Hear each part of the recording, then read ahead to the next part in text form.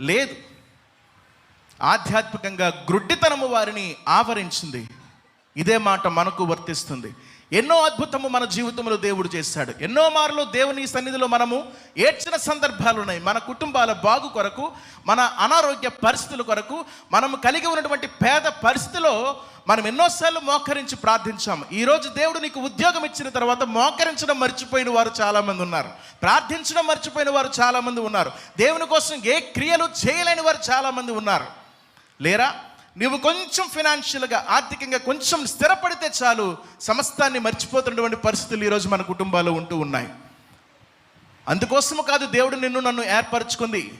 అందుకే ఆయన పిలుస్తూ ఉన్నాడు, ఎక్కడైనా ఈ సమస్తాన్ని విడిచిపెట్టి రా, అంగలార్చు, ప్రార్థించు అనే పిలుపు ఆ రోజు వారికి ఇచ్చాడు.